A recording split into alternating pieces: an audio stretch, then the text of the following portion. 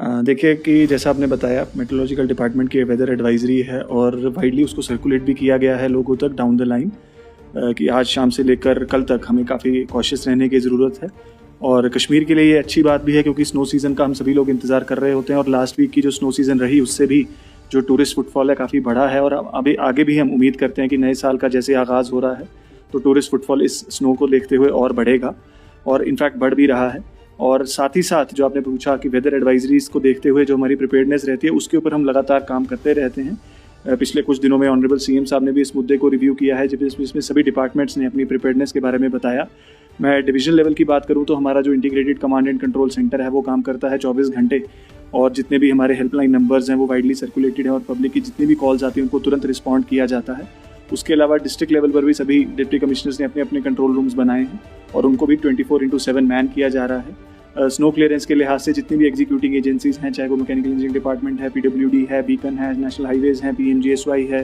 Srinagar municipal corporation है, जितनी भी अर्बन लोकल बॉडीज़ हैं, उन सभी ने अपनी मशीनरी को एक्टिवेट किया है, प्री पोजीशन किया गया है कि तुरंत स्नो क्लियरेंस किया जा सके जैसे ही कुछ लोगों को ट्रांसपोर्ट की या डिस्ट्रप्शन महसूस होती है। उसके अलावा पावर के लिहाज से पावर के लिए भी जो फीडर्स हैं उनको भी रेक्टिफाई करने के लिए मशीनरी को इन प्लेस किया गया है और DTs को भी बफर स्टॉक मेंटेन किया गया है। ट्रांसफार्मर ऑयल का भी बफर स्टॉक को इस बार एक्सेसिव कैपेसिटीज़ में हमने रखा है ताकि लोगों को किसी प्रकार की मुश्किलात ना आए।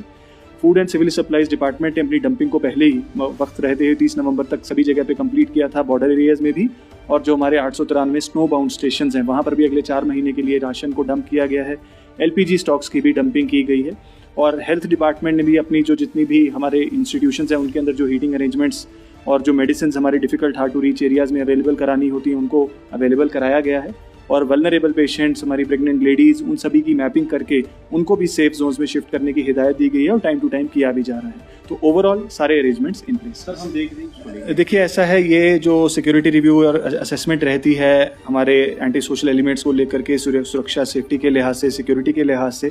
तो कंटिन्यूस रिव्यूज़ DCs अपने लेवल पर करते हैं। तो आपने देखा होगा कि कुपवाड़ा में, शोपियां में, कुलगाम में जहाँ पर उनको असेसमेंट वैसी थी तो उस हिसाब से DCs ने वैसे प्रोहिबिटरी ऑर्डर्स इशू किए हैं और वक्त ब वक्त ऐसे जो असेसमेंट्स हैं सिक्योरिटी की DCs अपने लेवल पर करते हैं और जैसे कुछ ऐसे मेजर्स की ज़रूरत पड़ती है ताकि कुछ ऐसे एंटी सोशल एलिमेंट जो इस चीज़ों का फ़ायदा लेते हैं और बहुत सारे लोग हम देखते भी हैं कि इसकी चपेट में आते हैं तो उनको बचाने के लिए और सोसाइटी के ओवरऑल इंटरेस्ट में ऐसे फैसले लिए जा रहे हैं।